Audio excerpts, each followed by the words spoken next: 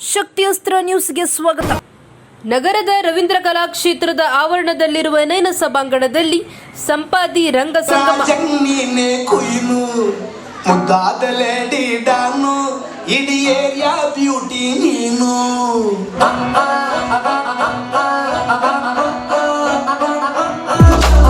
ಅಂತಾರಾಷ್ಟ್ರೀಯ ಯೋಗ ದಿನಾಚರಣೆಯ ಅಂಗವಾಗಿ ಸಂಪಾಜಿ ಸಾಂಸ್ಕೃತಿಕ ಸಂಭ್ರಮ.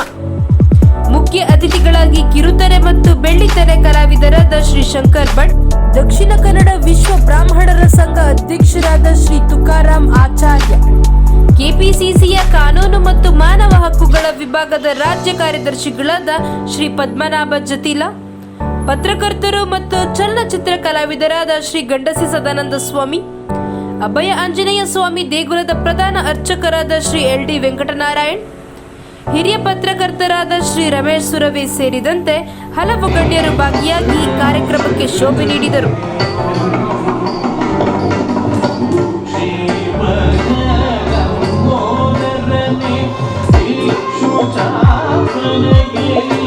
ಕೊಡ್ತಾ ಇದ್ದೀವಿ ಅಂತೇಳಿ ನನ್ನ ಹತ್ರ ಬಂದು ಕೇಳಿದಾಗ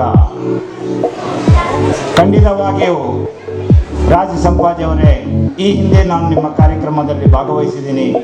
ಸುಮಾರು ಈ ವೇದಿಕೆಯಲ್ಲಿ ಎಲ್ಲ ಕಾರ್ಯಕ್ರಮ ಹಂಚಿಕೊಂಡಿದ್ದೀವಿ.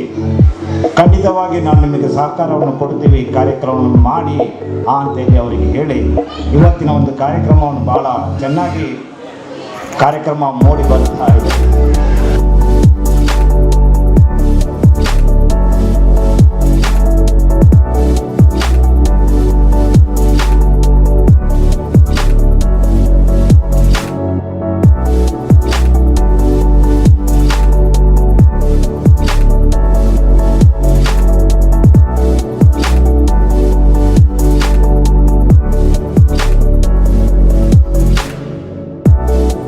ಸಂದರ್ಭದಲ್ಲಿ ಸಾಂಸ್ಕೃತಿಕ ಹಾಗೂ ಸಾಮಾಜಿಕ ಸೇವೆಯ ಗಣನೀಯ ಸೇವೆಯನ್ನು ಪರಿಗಣಿಸಿ ಶ್ರೀ ತುಕಾರಾಮ್ ಆಚಾರ್ಯರವರಿಗೆ 2025ನೇ ಸಾಲಿನ ಸೇವಾ ಸಿರಿ ಅಭಿನಂದನೆ ಪ್ರಶಸ್ತಿ ನೀಡಿ ಪುರಸ್ಕರಿಸಲಾಯಿತು. ಸಂಘದ ಪದಾಧಿಕಾರಿಗಳ ಜೊತೆ ಮತ್ತೆ ಊರ ಪರವೂರ ದಾನಿಗಳಿಂದ ವಿಶೇಷವಾಗಿ ನಿಧಿ ಸಂಗ್ರಹಿಸಿ ಭವ್ಯವಾದ ವಿಶ್ವಕರ್ಮ ಸಮುದಾಯ ಭವನವನ್ನ ಯಲಹಂಕದ ವಿಶ್ವಕರ್ಮೇಣ ಧಾಮ್ನದಲ್ಲಿ ನಿರ್ಮಿಸಿದರು. ಇವರಿಗೆ ನಮ್ಮೆಲ್ಲರ ವತಿಯಿಂದ ವಿಶೇಷ ಅಭಿನಂದನೆಗಳು. ಶ್ರೀ ತುಕಾರಾಮ್ ಆಚಾರ್ಯ ಚಪ್ಪಾಳೆ ಮೂಲಕ ಅವರಿಗೆ ಅಭಿನಂದನೆಯನ್ನ ಸಲ್ಲಿಸೋಣ.